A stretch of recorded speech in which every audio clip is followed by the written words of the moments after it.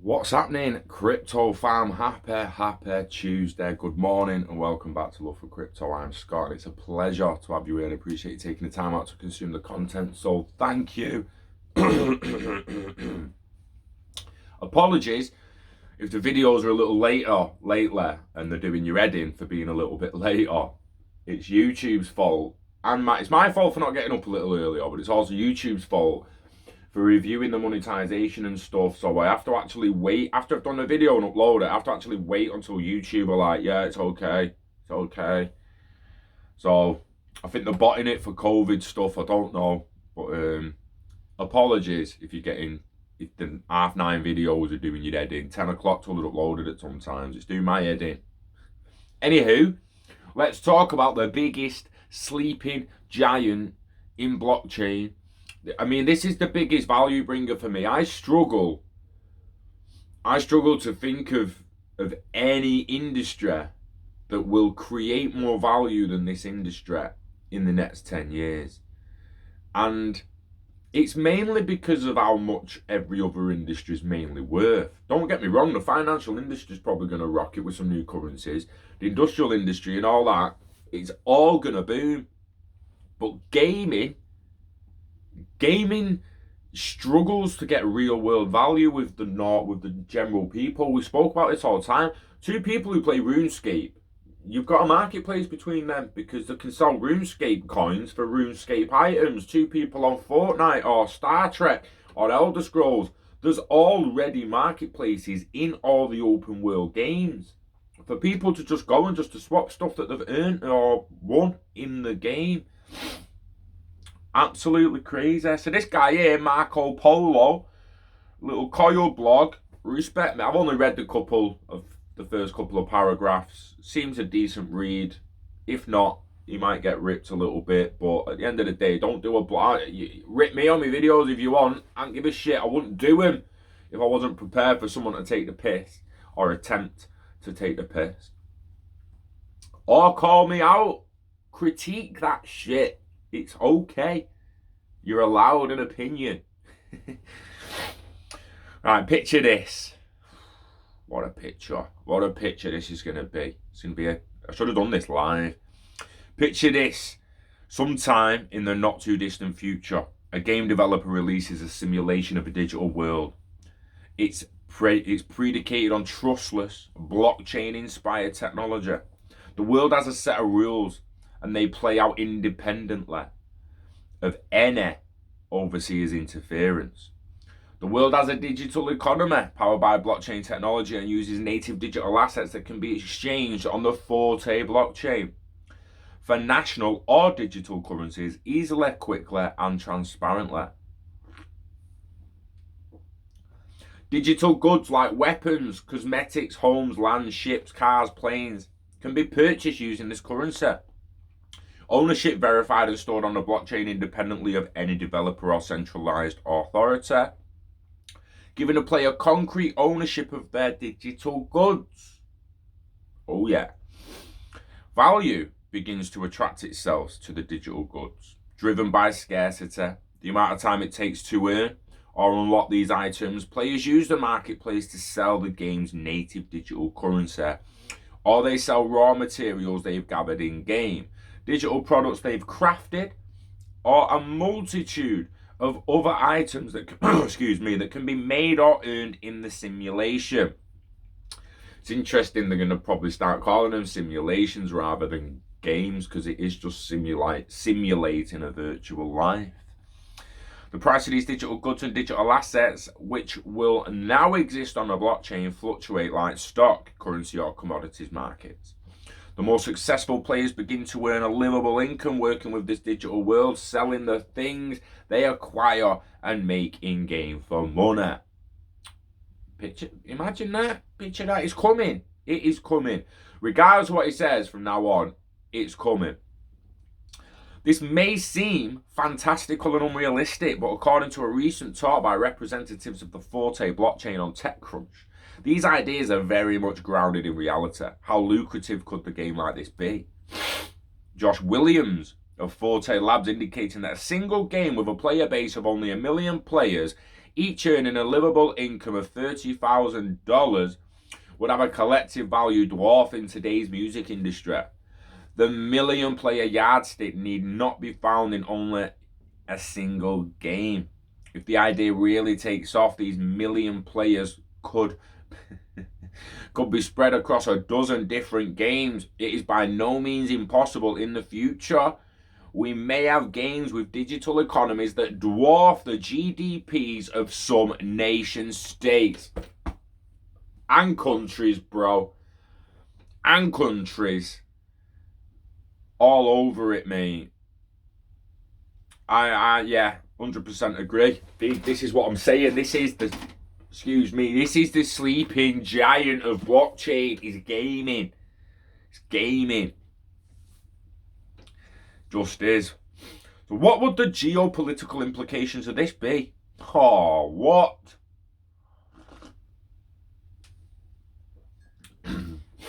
Imagine a game with this level of financial investment at stake. A simulated world with a simulated war between nation states, where millions of dollars worth of goods are at stake.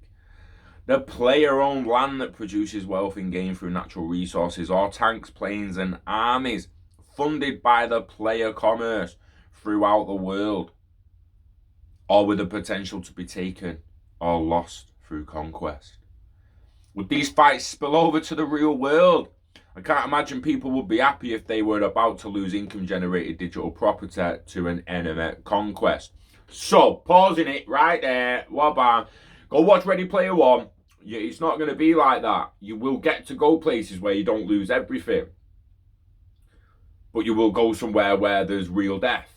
And if you die, your fucking character dies. And your character's gone. It's just gone. Don't go in real death games if you can't accept a real fucking death of your character.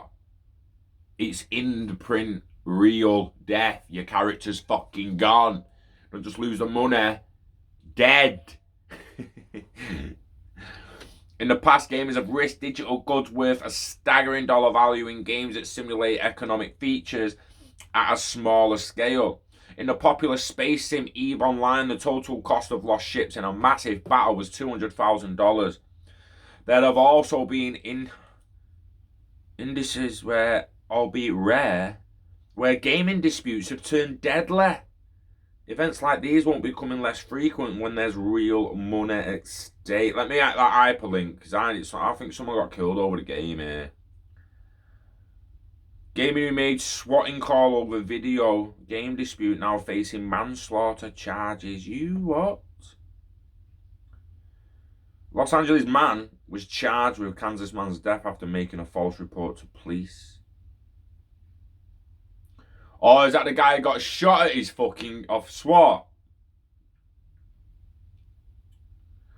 Yeah, swatting someone that was live online and they fucking shot him. Dead. The kid was just playing online and some other knobhead like got swat to go to his gaff. Digital IDs and that in it, you know what I mean? Why didn't they just get in touch? Oh, mate, that's not me. It's bad that. Anyway, let's try and forget that. Events like these won't be becoming less frequent when there's money at stake. It is a bit of an interesting and scary thing to think about when fucking dickheads are doing that kind of shit. He deserves to be strung up for the rest of his life. Him. One of them, for just a little joke. No, the kid's dead. The kid's dead. You wanted a joke. A joke. Stop fucking joking. Stop fucking pranking like dickheads. Because you're giving the kind of toys you give to your kids. These. I'm watching kids at the moment. They get given toys all that, and then people wonder why they end up fucking idiots who like to play dickhead. Do you know what I mean? Jesus, while in Asia, you got 4-year-olds like that with abacuses doing fucking 246,000 divided by 246 million. You fucking, mate, go away with your fucking bullshit. That hit a nerve then. That hit a nerve. The guy died playing a game. He shouldn't be dying playing a game. One of the most interesting things the video mentions is ability to have games operate trustlessly. The independent of blockchain. The blockchain does specific things very well, but it typically has additive latency and the cost of maintaining a trustless transaction. For a real-time video game, additive latency is a very bad thing. Players expect instantaneous, smooth, and input latency-free experience. The explosion of negative press towards Stadia's additive input latency is a good example of this. If Forte developers develops the kind of trustless gaming technology that can operate independently of an additive blockchain latency and cost, it could give developers the ability to create some rather exciting worlds in which players can develop economies, ecosystems, and world absent developer choreography. What? They would in effect be simulated worlds, free to develop, absent of any overseers. They would still be an essential part for technologies like XRP to play in the financial aspects of these worlds, both in currency transactions and ownership and property transfer of digital goods. Forte does not seem to be treating the blockchain as a panacea. The Forte developers seem aware of the technology's specific limitations as it relates to digital worlds, and they seem to be implementing it in a focused and practical manner.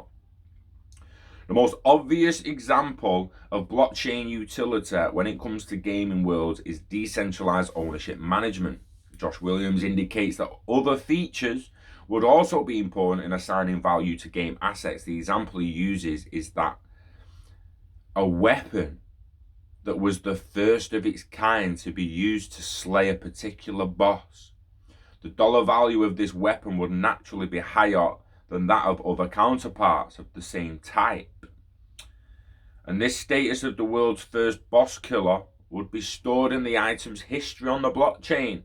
In-game items, as Williams states, become assets rather than expenditures. Interesting. Anyone played Destiny back in the day? Destiny, Crota, and all that shit. Imagine that was on Forte, and then imagine the very first Galahorn that got dropped, and then that one killed Crota. Gonna be worth a little butty, that. They're not wrong. They're not wrong. The possibility of importing cosmetics and items from game to game was also mentioned during the talk. It had been something that occurred to me previously while I was reading about Forte technology, but I didn't consider it practical because it would be an additive cost for developers with little potential financial return. But during the video, they mentioned something that I hadn't considered, which was the possibility of rewarding players financially for popular game content that they had made. It also seems reasonable that a freelancer could be rewarded for importing art assets and items from previous games into newer games, in a similar fashion as to how Valve has been paying artists for popular, independently made Dota 2 cosmetics. Forte indicates that an artist, creator, or player could potentially receive a cut of every subsequent transaction of a game asset using a smart contract on the blockchain. As such, there is potential for artists, writers, and gamers to earn additional income by developing assets in a game. The most successful content developers, they may become quite wealthy if the incentives line up. I keep trying to tell you, this is the sleeping motherfucking beast.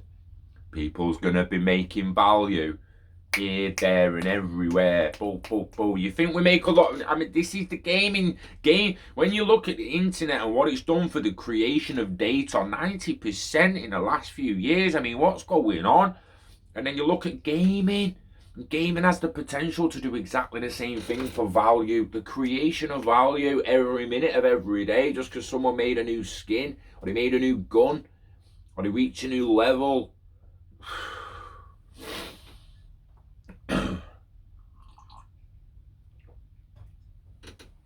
And if you're not a gamer, you're just not going to get it unless you really, really sit down and talk to someone who games and understand how big it actually is. Games don't just require a financial investment to play. Players also invest time in a game. For many of us, seeing the hundreds of hours that we've sunk into a game displayed on a Steam page evokes a negative response. Gamers get little reward for the amount of time they put into a game beyond simple entertainment. With a decentralized marketplace like Forte, the sunken time cost of a level in a character in an MMO can be recouped financially if a player decides to sell their character and their game assets. For game developers, blockchain technology could boost revenue by boosting player engagement with game monetization systems. The Forte player developers reference the statistic in that typical free-to-play games, 1% of the players are responsible for 90% of the revenue.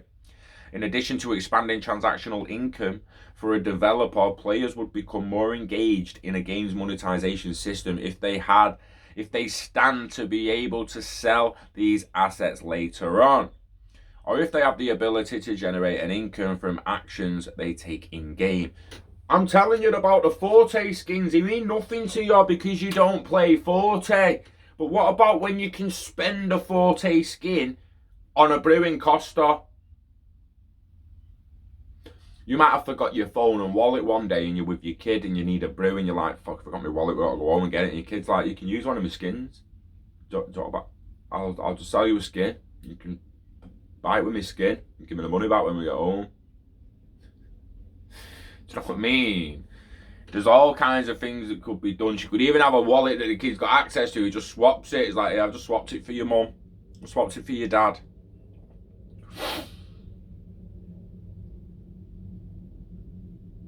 It's interesting. With cosmetic sales in popular games like Fortnite, players cannot do anything with those assets once purchased, unless they want to risk their accounts being stolen by a fraudulent third-party buyer or risk having their accounts banned by Epic Games for violating their terms of service. Fortnite is a runaway success, despite the skins being essentially sunken cost for consumers.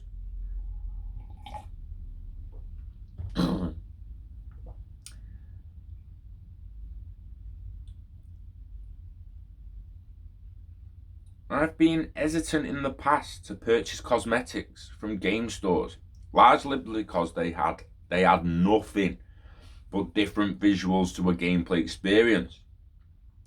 If I could sell the skins after the fact, I would be far more willing to purchase additional game cosmetics.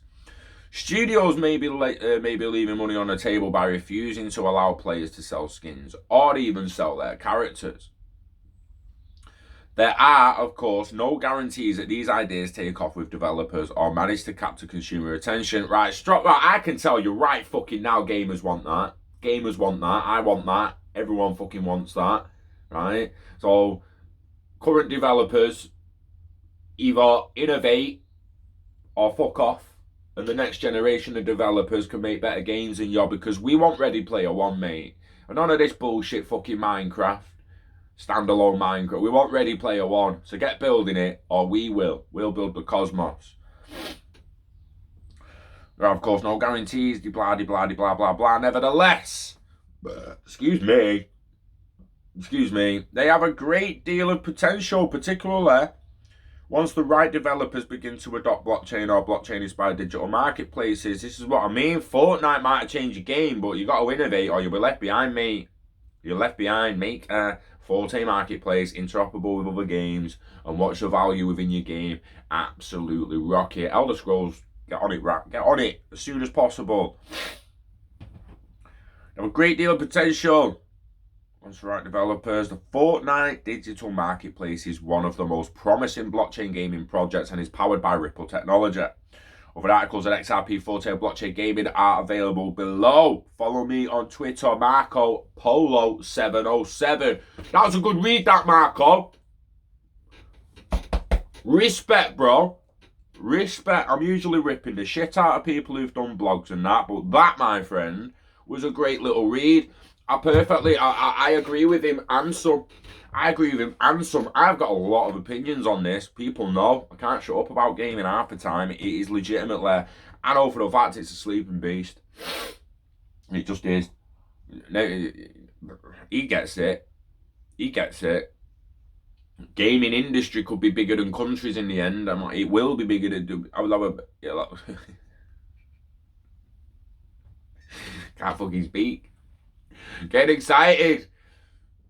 The gaming industry will have more value in it, right? Than some nations' GDP. Like, yeah, acknowledge that. People need to acknowledge that. But the fact of the matter is, when they do finally start getting a bit of traction with that, what's interesting, does Forte need Flare? Flare network and Spark tokens? Because you ain't doing XRP related smart contracts on Forte without similar tech as Flare, you know? See, I was all about Codius, me. I was like, Codius, woo, can't wait for that.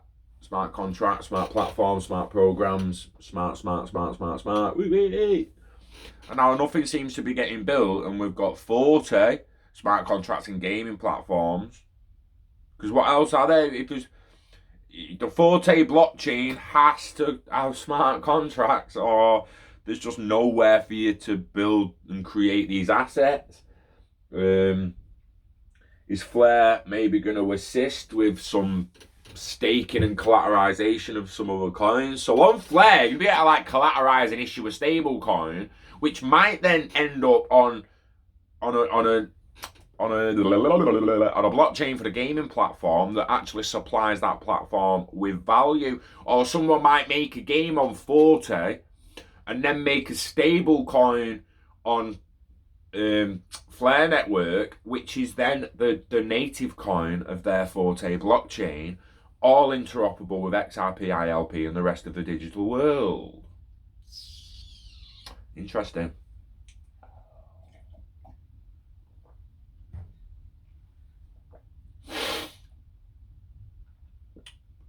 I can't wait. Now, actually, let me go back to that because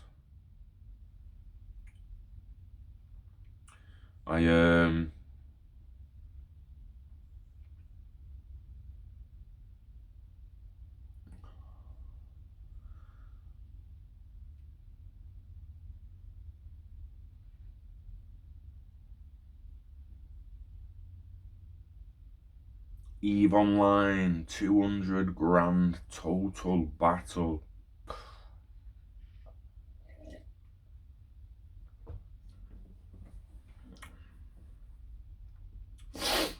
Now, it's easy for me to say, oh, all this value is gonna get created in this game, and it's gonna be fucking quadrillions of value in the next decade or two. And then someone's gonna be like, yeah, what if they spend a year? Scott, what if they spend like 9, 10, 12 months all creating like his value in ships and weapons and stuff, yeah, and it's worth like 200 grand, yeah. And then they go to war and it all just gets destroyed, man. Because it can fucking happen. So again, it's not that every bit of value that you create in a game is going to be there forever.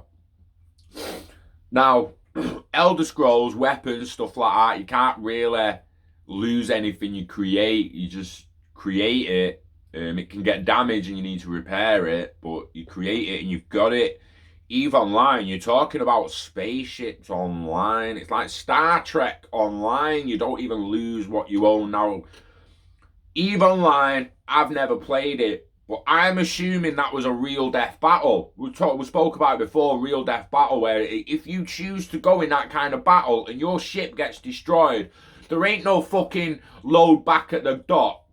Load back at Jupiter Space Dock. It's not happening, mate.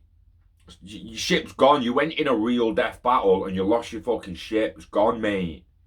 It's gone. And I don't give a fuck if you walked into that battle with a ship worth $250,000 on its own. It ain't been sold, didn't get bought, didn't get traded, it got fucking destroyed. So that value's straight off the marketplace. Legitimately. The ship that blows it up, does it end up worth more? I don't know how this is going to work and going to play out in the future, but I do know that spaceship's worth more than $200,000 got destroyed in the biggest virtual space battle ever. I mean, this was 6 years ago, mate. So imagine how big they could do it now, mate. I don't know how big that game is now. EVE Online, go and check it out. Look at the fucking size of it. EVE Online has its own economics, politics, and trade systems built almost entirely by players in the 10 years the game has been running. It also has its own rewards, huge lines. So it's built by players. This is the kind of game players want. This is the kind of game players will build, and it's the kind of game that Forte and all that are going to end up building and helping and current developers innovate or go away and let someone else do it, yeah? Same with current bankers. Innovate or go away. Innovate or go away, yeah? Stop wasting our oxygen and go. It has its own wars.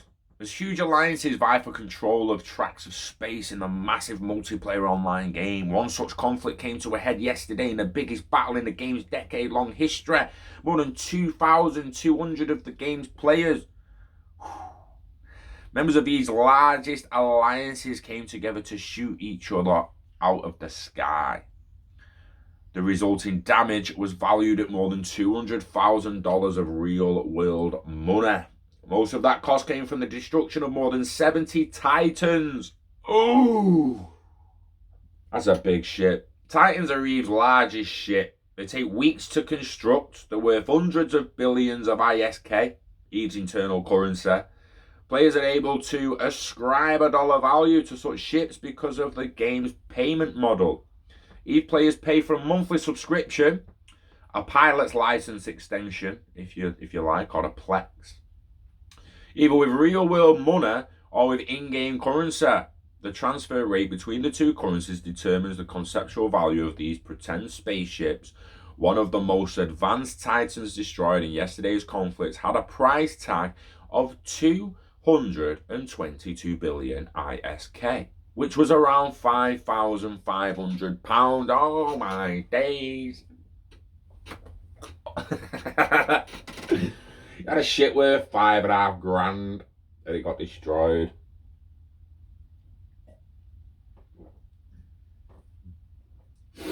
Like, I wouldn't even take that ship in a real death battle unless you had like a 50k ship hanging back. Why? What you doing, bruh? Billy Big Balls thinking he was going to win with his big, no one's taking my fucking Titan out. Ugh. Come on, bro. The short-term reason...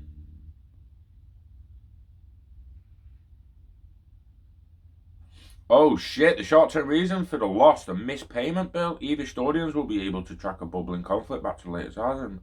Major alliances trading pot shops each other. Oh, damn.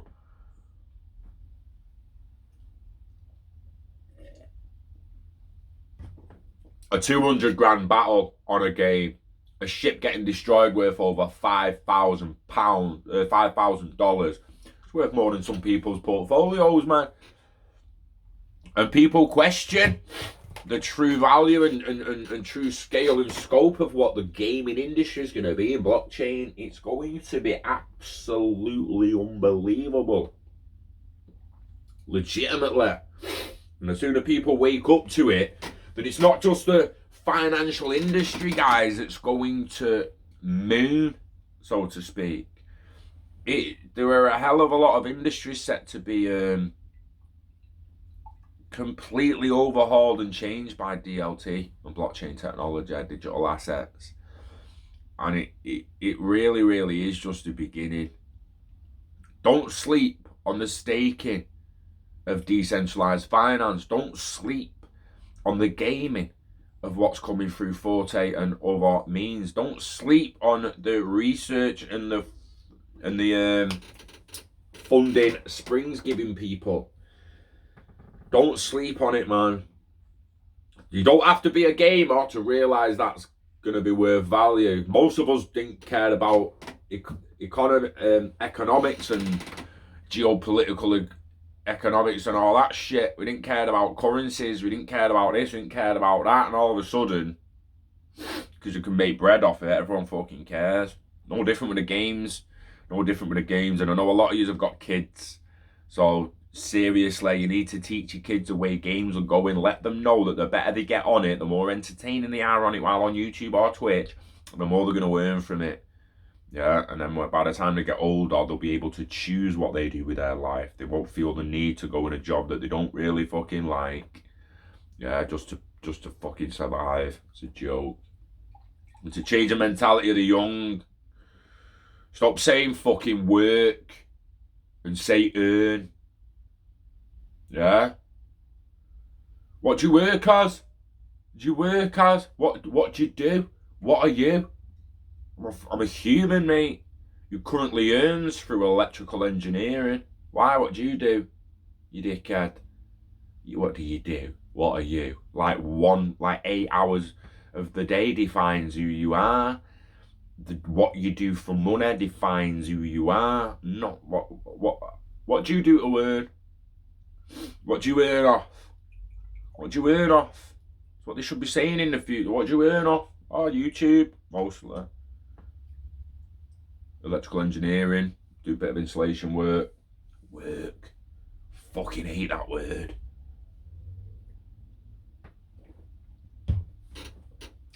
You go and play a game of football, it's not fucking work, is it, if you enjoy playing football, and then if you go and get paid for football. And I know they'll probably say it. They'll probably fucking say it. Ronaldo, I'm on my way to work. And you go and training for 4 hours, mate. Like, legitimately now, right, it's 20-9. If I walk down to City's training ground now and stood on the side, I'd see them all coming in for 9 o'clock. And then they'd all fucking leave at 1 o'clock. And they've apparently been to work. You know, them hard-working motherfuckers. Don't make me laugh.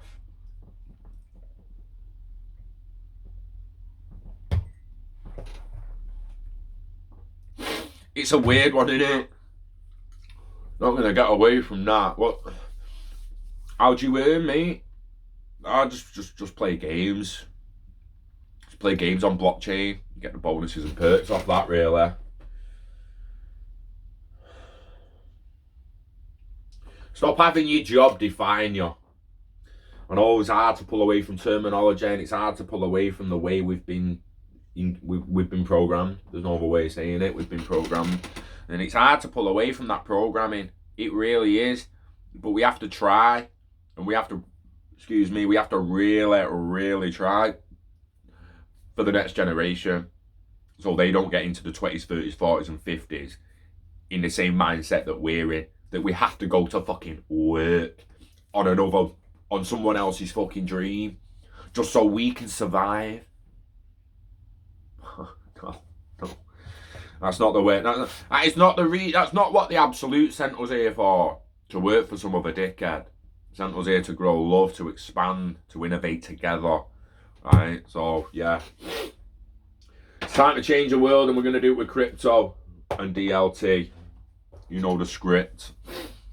Enjoy the rest of your week, guys. Wishing health and happiness to you and yours. We love crypto. We love gaming. We love Forte's plans. I love that fucking blog off Marco Polo. Well done, mate. I enjoyed it. I didn't rip you once, I don't think. Which is surprising. Until the next one, guys. Peace.